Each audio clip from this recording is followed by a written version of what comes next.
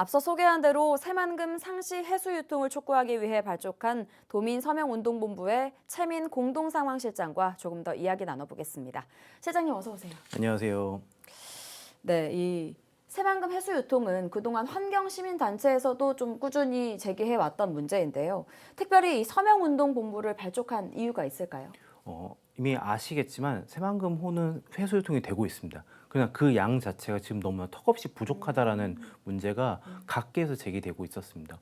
어민들은 어민들대로 전문가는 전문가들대로 이게 상시 해수유통 정도가 아니고서는 새만금의 물이 썩는 문제를 해결할 수 없다라고 얘기되었고, 특히나 올해 새만금위원회를 통해서 그동안 수질 개선과 앞으로의 해수유통에 대한 부분을 결정하게 됐는데, 이때 각계의 전북 도민들의 여론을 모아서 결집해서 전달하기 위한 목적으로 저희가 서명운동본부를 조직하게 되었습니다. 네, 이 리포트에서도 언급이 됐는데요. 이 새만금 방조제 건설 이후에 누구보다 큰 고통을 받았던 건 바로 어민들이 아닐까 싶습니다. 이 어업 생산량도 크게 줄어든 것으로 나타났는데, 그래서 이번 서명 운동에 어민들이 많이 참여하셨을 것 같아요. 그분들의 이야기를 들어보셨을 텐데 어떤 얘기들 하시던가요? 어제 서명운동본부 발족식에도 함께 해주셨는데요. 군산과 고창 어민들이 얘기하신 게 거의 똑같습니다. 새만금호의 내부 물이 썩어서 아주 소수의 방류로만 이게 나오게 되는데, 이게 해수유통이 되다 보니까 오히려 썩은 물이 외측의 어업장, 그러니까 해역에서 오염이 되고 있고, 네. 바지락의 종패, 백합의 종패를 새만금에서 가져와서 건강하게 키워서 판매를 하시던 어민들 입장에서도 이게 더 이상 할 수가 없게 된다. 그런 문제를 하소연하셨고요. 앞으로 그렇기 때문에 지금까지 해왔던 해수유통 확대를 넘어서 저희 서명운동본부와 함께 서명운동 동참해 주시기로 했습니다. 네, 어민들의 좀 고충이 크셨을 것 같습니다. 네, 그래서 이른바 역관척에 대한 부분도 최근 큰 화제가 되고 있습니다.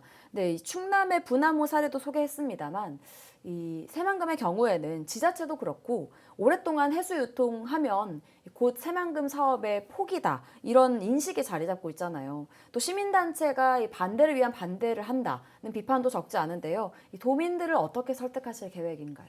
전북 도민들께서도 많이 느끼시겠지만 기후위기 시대에 엄청난 피해가 지금 계속 곳곳에 나타나고 있습니다.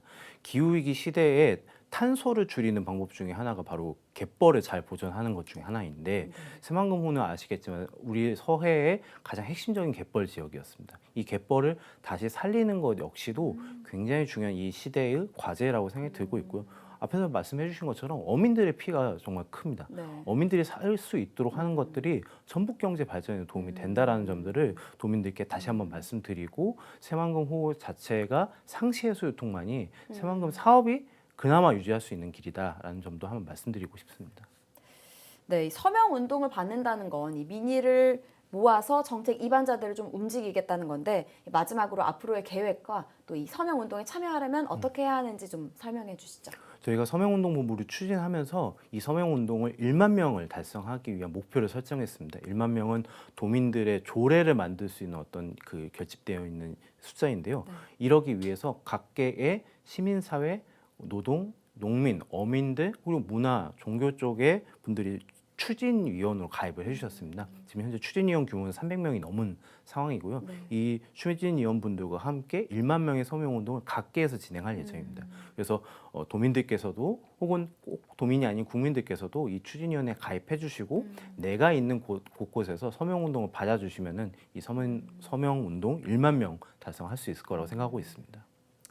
네, 여기까지 듣겠습니다. 지금까지 새만금 상시 해수유통 서명운동본부의 최민 공동상황실장이었습니다. 오늘 말씀 고맙습니다. 감사합니다.